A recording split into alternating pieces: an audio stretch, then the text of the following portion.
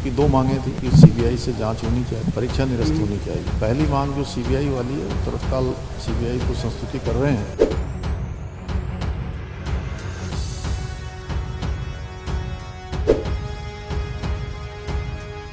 उत्तराखंड अधीनस्थ सेवा चयन आयोग यूके की स्नातक स्तरीय परीक्षा को लेकर राज्य सरकार ने बड़ा कदम उठाया है। परीक्षा लीक प्रकरण में अनियमितताओं की जांच के लिए गठित एकल सदस्यीय जांच आयोग ने आज मुख्यमंत्री पुष्कर सिंह धामी को अंतरिम रिपोर्ट सौंपी। आयोग की अध्यक्षता सेवानिवृत्त न्यायमूर्ति यूसी ध्यानी ने की। 21 सितंबर को आयोजित इस परीक्षा में करीब 1.05 लाख अभ्यर्थी शामिल हुए थे। परीक्षा के दौरान हरिद्वार के केंद्र से पेपर के 3 पेज मोबाइल के माध्यम से बाहर आ गए और सोशल मीडिया पर वायरल हो गए। इसके बाद छात्रों ने परीक्षा रद्द करने और सीबीआई जांच की मांग को लेकर आंदोलन किया। मुख्यमंत्री धामी ने खुद स्थल पर जाकर सीबीआई जांच की घोषणा की थी। जांच आयोग ने देहरादून, हल्द्वानी और अन्य शहरों में जनसंवाद कर अभ्यर्थियों और शिक्षकों की राय जानी। आयोग ने सभी जनसंवाद और जांच के निष्कर्षों को सरकार के समक्ष प्रस्तुत किया। इस रिपोर्ट के आधार पर सरकार ने परीक्षा रद्द करने का फैसला लिया है। सभी बच्चे उस समय उन्होंने अपनी बात रखी थी। उनकी दो मांगें थी, एक तो कि सीबीआई से जांच होनी चाहिए, परीक्षा निरस्त होनी चाहिए। हमने उसी समय कहा था कि हम उनकी पहली मांग जो सीबीआई वाली है, वो तत्काल सीबीआई को संस्तुति कर रहे हैं। लेकिन ये परीक्षा निरस्त करने का जो प्रकरण है, जांच रिपोर्ट आएगी तो उसके आधार पर कार्रवाई करेंगे। आज जांच रिपोर्ट मुझे प्राप्त हो गई है, मैंने आयोग को उसको भेज दिया है।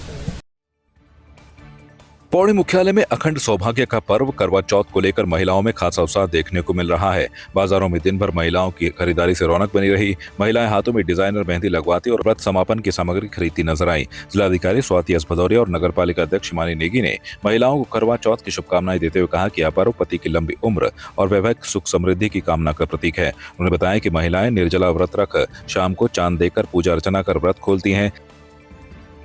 हमारी पौड़ी में सभी महिलाएं करवा चौथ के व्रत को बड़े उत्साह के साथ लेती हैं और इस व्रत को मतलब रखने का मेन वो है कि हमारी जो पति है उनकी लंबी उम्र के लिए हम इस व्रत को रखते हैं और बड़ी धूमधाम से इस व्रत को रखते हैं। और निर्जला व्रत रहता है, ना हम कुछ खाते हैं ना पीते हैं और बड़े हमें भगवान से प्रार्थना करते हैं, माता रानी से, कि हमारे पतियों की लंबी उम्र हो। हमको जैसे जिस हिसाब से मुहूर्त होगा हम लोग पूजा पाठ करते हैं मिलजुल के। अगर मिलजुल के होगा तो एक जगह में करते हैं और जिसका मतलब सामने अगर कोई नहीं होगा तो अपने ही घर में हम माता करवा की पूजा करते हैं और जिस हिसाब का मुहूर्त होगा उसी हिसाब से पूजा करते हैं। उसके बाद जब चांद आता है तो हम अपने पति को दे के उन्हीं के हाथों से पानी पी के इस व्रत को खोलते हैं।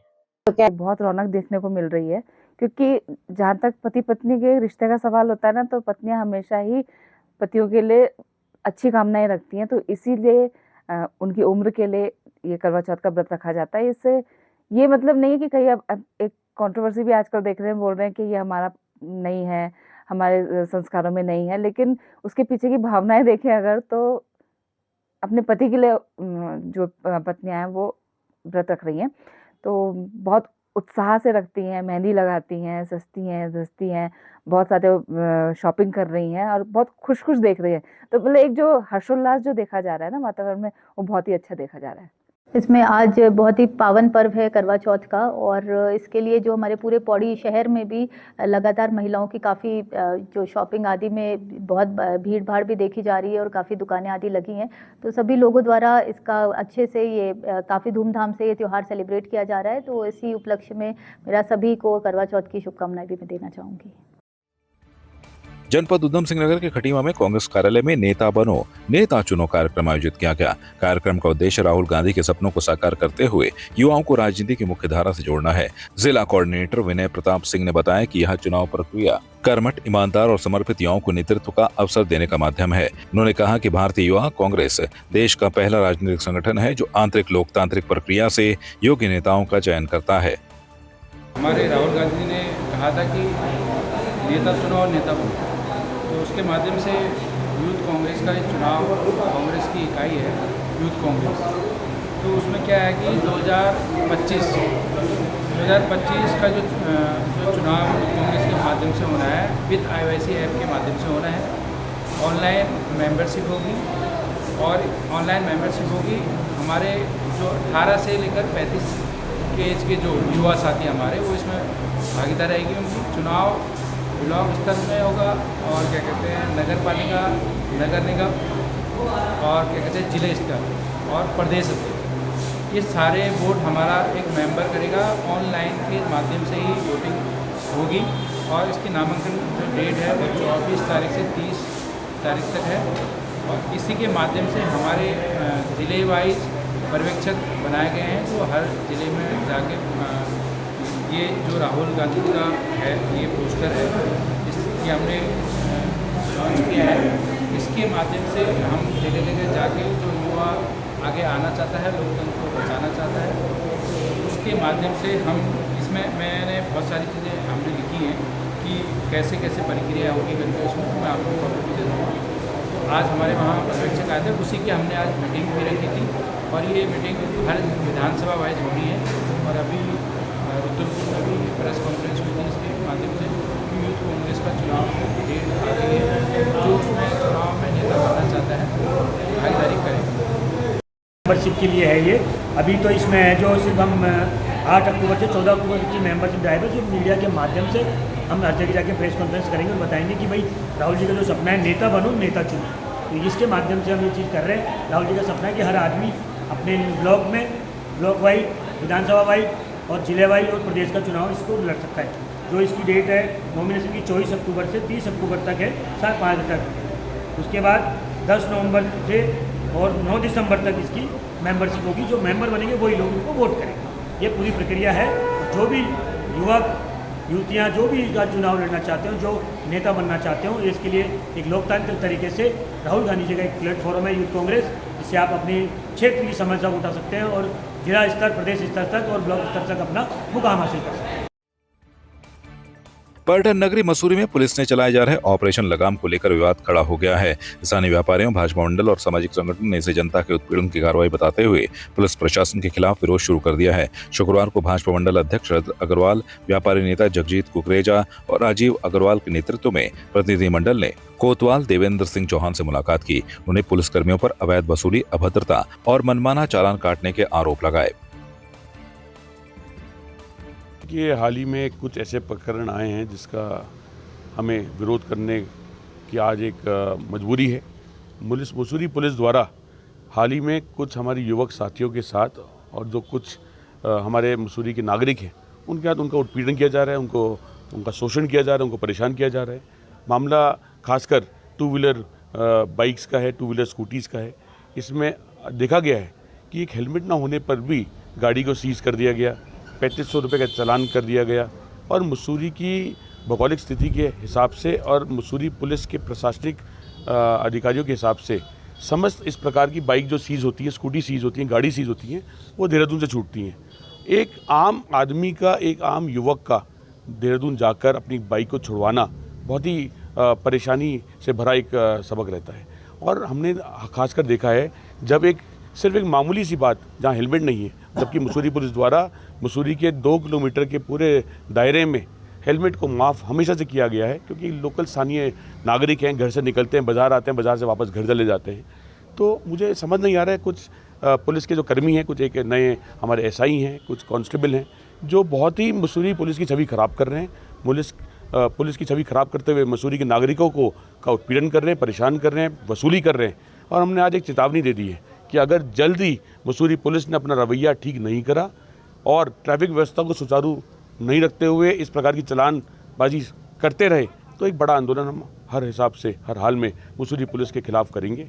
और जहाँ तक बात रहती है तेज़ रफ्तार बाइकों की, तेज़ रफ्तार स्कूटियों की, ट्रिपल राइडिंग की, बिना कागज़ के गाड़ियों की, उनका हम विरोध नहीं करते। पुलिस अपनी कार्रवाई करे, ऑपरेशन मर्यादा, ऑपरेशन संयम, लगाम, जो भी वो चला रहे हैं बिल्कुल चलाएं, लेकिन कम से कम ये देखें कि एक जब युवक घर से निकलता है तो उसे अपनी बात प्रस्तुत करने का मौका दें।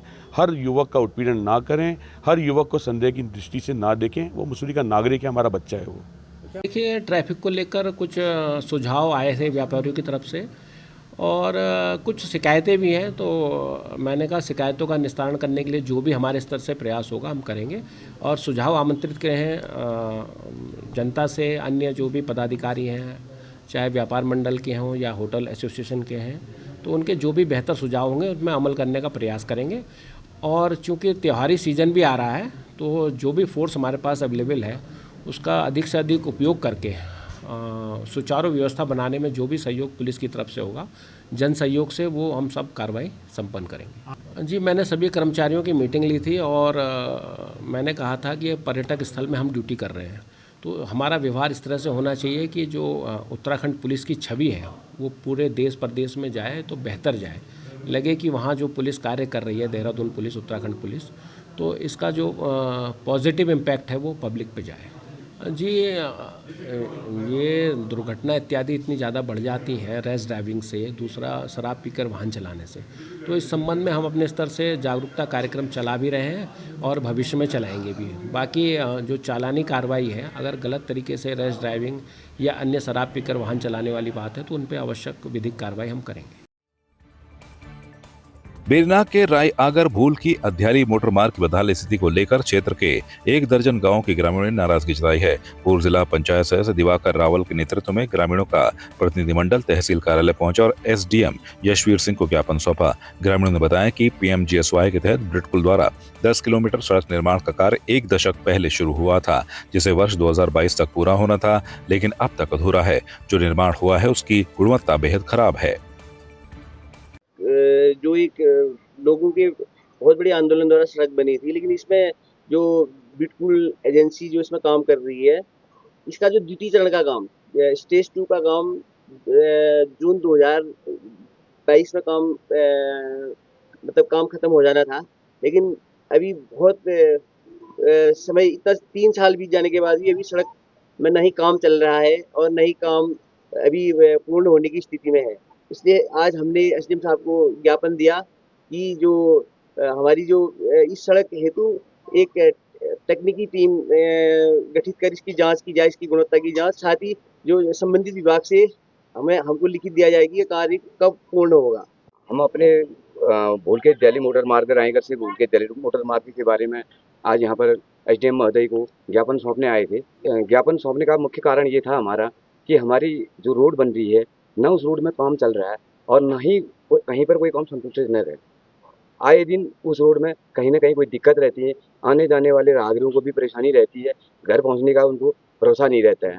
इस टाइप की स्थिति हमारे रोड की है। पिथौरागढ़ जनपद के जौलखेत मैदान में मुनाकोट ब्लॉक स्तरीय शीतकालीन क्रीड़ा प्रतियोगिता का 2 दिवसीय आयोजन शुरू हुआ। कार्यक्रम का शुभारंभ ब्लॉक प्रमुख जीवन बल्दिया और मीना बल्दिया ने संयुक्त रूप से किया। इस प्रतियोगिता में मुनाकोट ब्लॉक के 32 ब्लॉकों के कक्षा 10वीं और 12वीं के 500 से अधिक छात्र छात्राएं प्रतिभाग कर रहे हैं। प्रतियोगिता में लॉन्ग जंप, गोला फेंक, चक्का फेंक, भाला फेंक और दौड़ जैसे खेलों का आयोजन किया गया। ये ब्लॉक स्तरीय शीतकालीन क्रीड़ा प्रतियोगिता ब्लॉक मुनाकोट की प्रतियोगिता है जौलाखेत मैदान में, और ये हमारा ब्लॉक रैली 2 दिन का कार्यक्रम है। आज हमारा पहला शस्त्र, पहला दिवस, जिसमें हमारी विद्यालय से 32 टीमों ने भाग लिया है। हमारी हाई स्कूल और इंटर कॉलेज की टीमें इसमें प्रतिभाग कर रही है। आज के उद्घाटन कार्यक्रम में आज के मुख्य अतिथि ब्लॉक प्रमुख मीना बल्दिया जी थे और विशिष्ट अतिथि जीवन सिंह बल्दिया ज्येष्ठ प्रमुख और ग्राम प्रधान रियासी महेंद्र सिंह खड़ा जी विशिष्ट अतिथि के रूप में आए, और हमारी खंड शिक्षा अधिकारी श्रीमती सोनी मेहरा मैडम उपस्थित थे। आज के दिवस में हमारे दौड़, जंप और थ्रोज इवेंट किए जा रहे हैं। ये 2 दिवसीय प्रोग्राम है और कल भी हमारे प्रोग्राम होंगे। उसके बाद शाम को समापन की प्रक्रिया चलेगी। जो बच्चे ब्लॉक रैली में प्रथम और द्वितीय स्थान पर रहेंगे वो जिला स्तर पर जिला स्तरीय रैली में जो 16 और 17 तारीख को केएनयू पिथौरागढ़ में होनी है उसमें प्रतिभाग करेंगे। हमारे मुनाकोट ब्लॉक के लगभग 32 विद्यालयों ने इसमें आज जो है प्रतिभाग, कम से कम 500 बच्चे इसमें प्रतिभाग कर रहे हैं। बागेश्वर जिले के जिला मुख्यालय के ऐतिहासिक नुमाइश मैदान में 13 अक्टूबर से 17 अक्टूबर 2025 तक 5 दिवसीय सहकारिता मेला आयोजित किया जाएगा। इस मेले में 100 से अधिक स्टॉल लगाए जाएंगे, जिनमें सहकारी समितियों, महिला स्वयं सहायता समूहों और विभिन्न स्वयंसेवी संस्थाओं के उत्पाद प्रदर्शित किए जाएंगे। जिले के मुख्य विकास अधिकारी आर.सी. तिवारी ने बताया कि मेले के दौरान विभागीय योजनाओं और सरकारी योजनाओं की महत्वपूर्ण जानकारी भी आम लोगों के साथ साझा की जाएगी। हमारी सहकारिता विभाग की 2 महत्वपूर्ण काम इस समय चल रहे हैं। एक तो 13 अक्टूबर से लेकर 17 अक्टूबर तक जो हमारा डिस्ट्रिक्ट लेवल का सहकारी मेला है, जो कि प्रत्येक ज़िले में लगाया जा रहा है, उसमें हमारे ज़िले में भी उसको जिला स्तर पर किया जाना है, तो वो नुमाइश खेत के मैदान में प्रस्तावित है। इस मेले के संबंध में इसमें लगभग इसका मुख्य उद्देश्य यह है कि जो हमारी सहकारी समितियां हैं, उनसे जो किसान जुड़े हुए हैं, जो समूह जुड़े हुए हैं, जो FPO जुड़े हुए हैं, जो ग्रामीण लोग जुड़े हुए हैं, उनका जो भी उत्पादन है, जैसे कहीं शहद उत्पादन है, कहीं मशरूम का उत्पादन है, कहीं पर कोई हैंडीक्राफ्ट में अच्छा है, कहीं पर लकड़ी का काम अच्छा हो रहा है, कहीं पर फर्नीचर बनाने का काम अच्छा हो रहा है, तो इस तरह के, जैसे यहाँ पर कई जगह कार्डिंग का काम भी अच्छा होता है, कताई बुनाई का, तो इस तरह के जितने भी प्रोडक्ट हैं जो रूरल एरियाज़ के हैं, चाहे वो एग्रीकल्चर बेस्ड हो, नॉन एग्रीकल्चर बेस्ड है, इन सभी को एक मार्केट देने के उद्देश्य से हमारी उत्तराखंड सरकार के द्वारा प्रत्येक जिले में सहकारी मेलों का आयोजन किया जा रहा है। यहाँ पर भी ये मेला 13 अक्टूबर से 17 अक्टूबर तक होगा। इसमें लगभग 100 के आसपास जो है स्टॉल लगेंगे और 40 तो इसमें विभागीय स्टॉल हैं, जो हमारे विभाग के जैसे हॉर्टिकल्चर डिपार्टमेंट है, एग्रीकल्चर है, ये सब भी इसको कर रहे हैं। तो इसकी तैयारी चल रही है, इसमें अलग अलग जगह पर इसका प्रचार भी किया गया है। आपकी इस पर क्या राय है, हमें कमेंट कर जरूर बताएं। इसके साथ ही आप हमारे YouTube चैनल को सब्सक्राइब कीजिए। आप हमें Facebook, Instagram, Twitter पर फॉलो भी कर सकते हैं और संवाद 365 के साथ एक क्लिक में जुड़ने के लिए डाउनलोड कीजिए संवाद 365 ऐप।